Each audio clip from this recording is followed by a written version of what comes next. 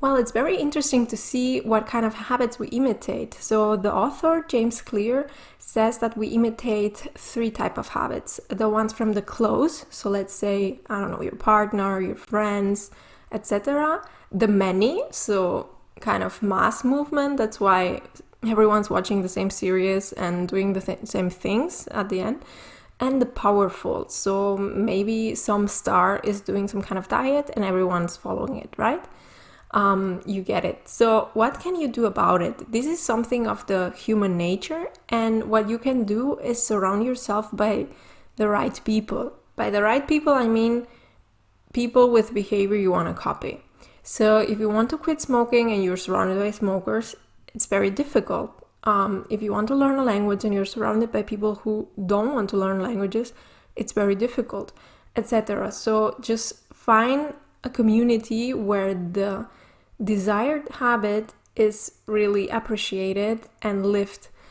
So it doesn't mean you have to just cut out all your friendships or anything like that. You just, I don't know, you can simply spend some of your time in these communities, for instance, Facebook page, YouTube channel, or maybe you just take some classes, and that's already kind of a community where you want to be.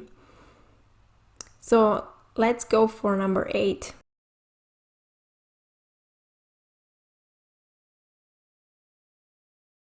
So the rule number 8 is the 2-minute rule, and well, it just relates to the laws of behavior. Make it easy or make it simple.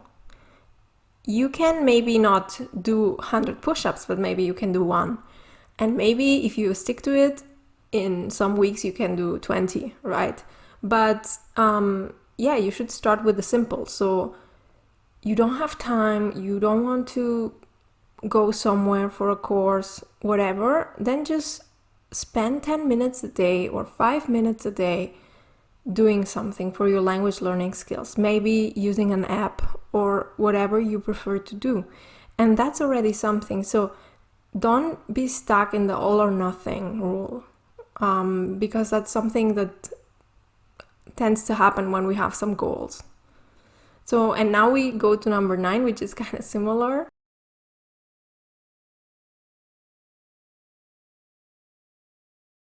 Avoid the all or nothing cycle. So people are like, okay, I want to run a marathon, like we said before, or I want to lose 50 kilos. Well, maybe you can lose 10 and that's already not bad, right? Or I want to, I don't know, I want it all, right? So, and the same happens with language learning. Some people are like, okay, I'm going to learn 3 hours a day for 3 months and then I'm going to be a native speaker.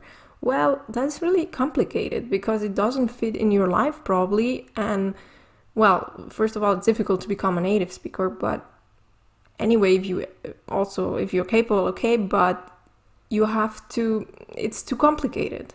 So just say, okay, I'm going to learn 15 minutes a day. If you have more time, you can do more, but just don't say, okay, all or nothing. Just the middle is also fine.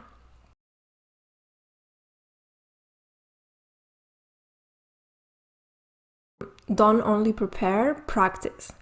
Well, yeah, it's difficult maybe to see how this applies to language learning, but some people are afraid of speaking and they'll be like, okay, I have to learn the grammar and know everything.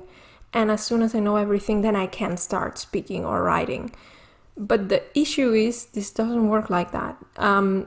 You learn a language when you make mistakes. By making mistakes, you keep growing. So if you're afraid to speak, it's hindering you to improve. So you should just give it a try. Don't worry, everyone makes mistakes, so it's not a problem. And just don't prepare, also practice. Yeah. And now we will see the final bonus about the egg and the potato.